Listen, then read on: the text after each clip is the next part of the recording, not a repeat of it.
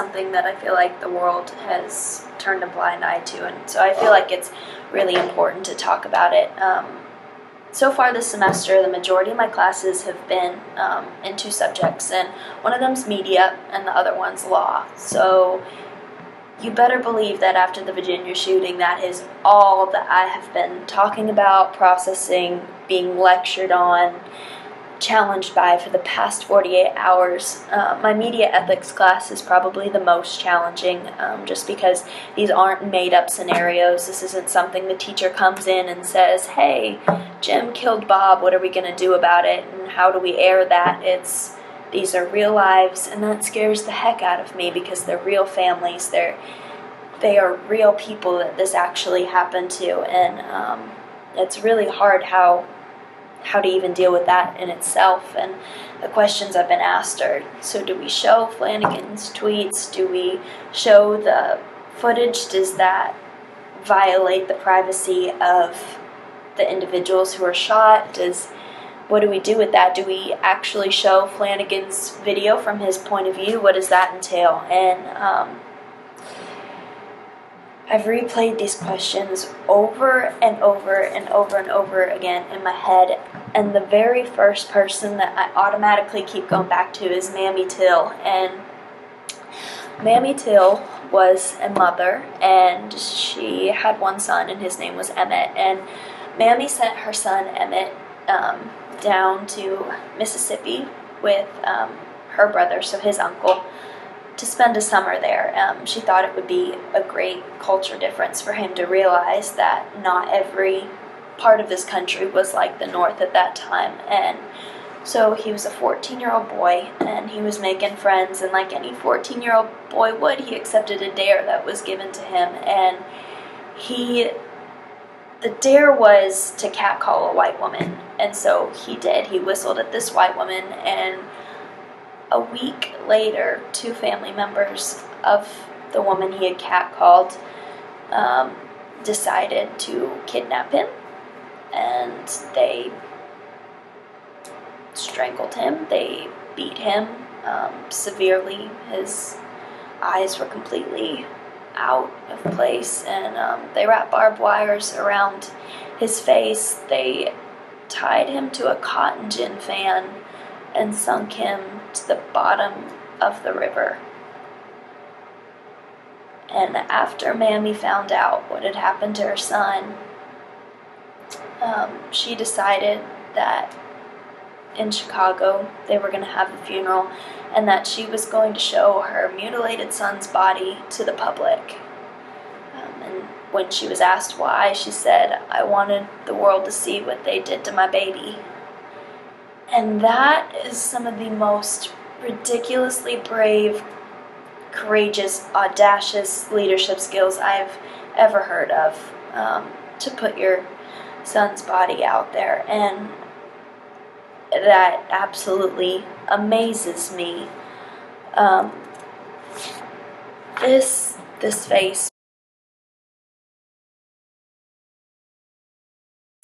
face when I first saw it, nearly made me pass out in my civil rights class last year. And this is the face that 50,000 people came to see. So yes, show the footage that Flanagan took. We need to put aside our pride and realize that even if showing his film lets him win or not, like it doesn't matter if he wins or not, because this is the type of stuff that makes people actually care. And this disease that we call racism has broken us Americans, and clearly Flanagan was a man in pain, and we are suffering. I don't care which stick of the end of the stick it's on, it comes from. I don't care if it's a white person harassing a black person or a black person harassing a white person.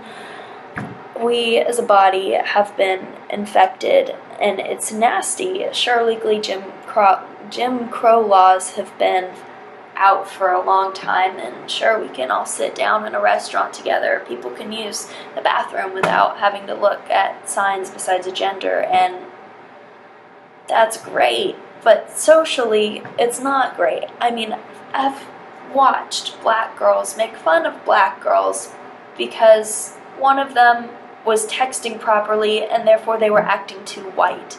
I have watched guys wave flags down Main Street that represent hurt to so many people.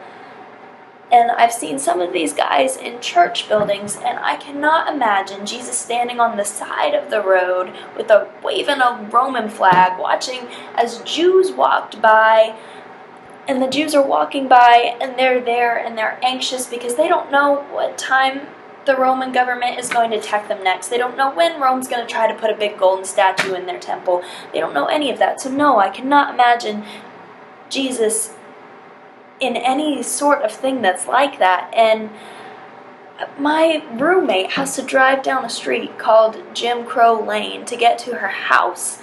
I have listened to horror stories from my mother talking about how growing up in California she had to be careful what color shirt she would wear because she was scared that if she was in the bad part of town or even at her school that was divided by whites, blacks, Hispanics, and gosh, and this is scarier to me.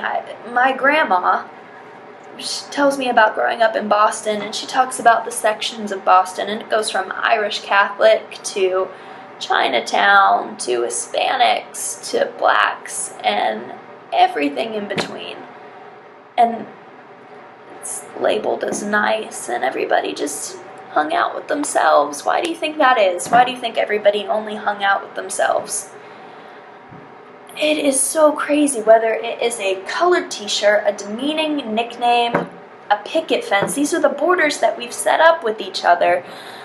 Racism is so real. It is living. Martin Luther King Jr.'s dream has not been fulfilled, and our job is certainly not done. How many people do I have to watch die or be killed or shot? How many people will my children have to watch be killed just because we don't care? Because the people that I am living with in this society, including myself, don't care enough. We are so out of the loop and turning a blind eye that there isn't a difference being made. There aren't 50,000 people marching up to a funeral. And, you know, for a lot of people, it's going to take white people dying for them to say, hey, that was wrong, instead of Trayvon Martin or whatever. And it's so upsetting. And Emmett Till was the boy who drew the line for thousands and thousands of people, and all I have to say is that the Virginia shooting will be mine. I cannot watch a man wave around his gun pretending to shoot his victims like it's some Call of Duty game before he actually pulls the trigger. And it's so sick. And what's sicker is America is a country of procrastinator that pushes the limits. We see how long we can put off the little noises and the people pleading for help. We see how long we can make that go away. And this is what happens when we just keep pushing that away. People die. People get shot when we're bad neighbors and we don't lend an ear. When people say they're hurting and no one cares, this is what happens. So yes, please go watch Flanagan's video, his actual footage, because it will turn your stomach. And apparently that tends to be the only thing that pushes us to make a difference. Thank you so much for listening to this.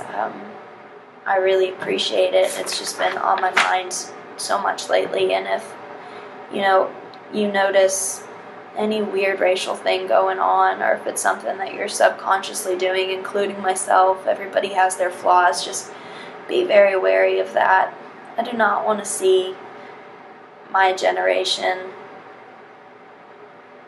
be the generation where everything spirals and crashes. Let's make this the generation that racism is defeated, because it is important and we need to love one another. Thank you so much. God bless and have a great day.